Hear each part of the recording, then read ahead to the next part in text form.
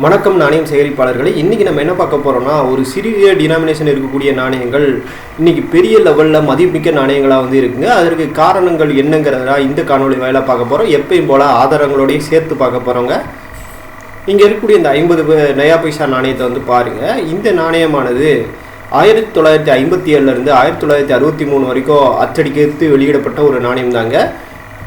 இந்த நாணயத்தோட வெயிட்னு எடுத்துக்கிட்டிங்கன்னா 5 கிராம்.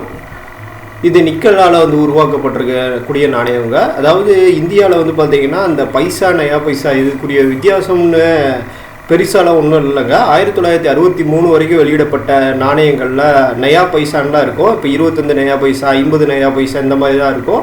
அதற்கப்புறம் வந்து பார்த்திங்கன்னா பைசான்னு பெயர் மாற்றம் செய்யப்பட்டதுங்க. அதனால் நிறைய பேர் கன்ஃபியூஸ் ஆகாதீங்க. ஏன்னா பழைய சேகரிப்பாளர்களுக்கு பெரிய லெவலில் தெரியும். ஆனால் புதுசாக இப்போ சேர்க்குறவங்களுக்கு இது கொஞ்சம் குழப்பமாகவே இருக்கும். இந்த நாணயங்களில் பின்பக்கத்தில் வந்து பார்த்திங்கன்னா டிசைனை நீங்கள் பார்த்தீங்கன்னா நல்லா தெரியும்.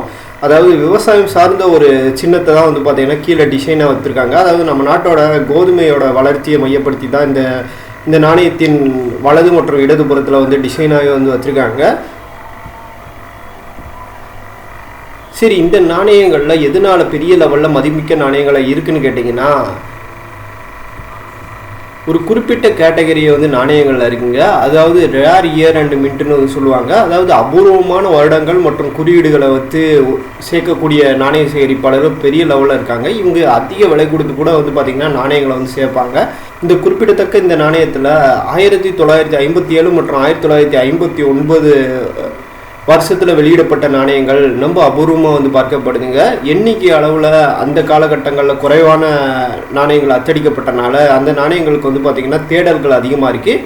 இப்படிப்பட்ட இந்த நாணயங்கள் வந்து பார்த்திங்கன்னா கொஞ்ச ஆண்டுகளுக்கு முன்னாடி டோலிவாலா ஆக்ஷன்கிற ஒரு பெரிய ஏழை நிறுவனம் மூலம் வந்து விற்பனை செய்யப்பட்டதுங்க. 25,000 ரூபாலேருந்து 30,000 வரைக்கும் வந்து போகணும்னு எதிர்பார்க்கப்பட்டு 33,000 வரைக்கும் வந்து விற்பனை ஆகிருக்கு. இப்படி இந்தியாவில் நிறையா நாணயங்கள் பெரிய லெவலில் விற்பனை ஆகிக்கிட்டு தான் இருக்குது. இப்படி நீங்களும் விற்பனை செய்யணும்னு நினச்சிங்கன்னா நிச்சயம் வந்து பார்த்திங்கன்னா நாணயங்களை கேட்டகரிஸ் வைஸ் வந்து பிரியுங்க. அதுக்கப்புறம் வந்து விற்பனை செய்ய முயலுங்க.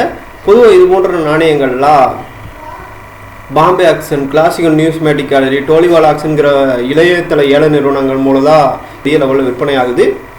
இந்த காணொலி உங்களுக்கு பிடித்திருந்தால் மறக்காமல் லைக் பண்ணுங்கள். இது போல் காணொலிகளை நீங்கள் தொடர்ந்து பார்க்க நம்ம இந்தியன் ஹாபி தமிழ் சேனலை சப்ஸ்கிரைப் பண்ணிக்கோங்க. என்னோட முகநூல், ட்விட்டர் மற்றும் இன்ஸ்டாகிராமில் பின்தொடர கீழே இருக்கும் ஐடியை உயர்த்திக் கொள்ளுங்கள். வரலாற்று தகவல்கள் தொடரும். நன்றி.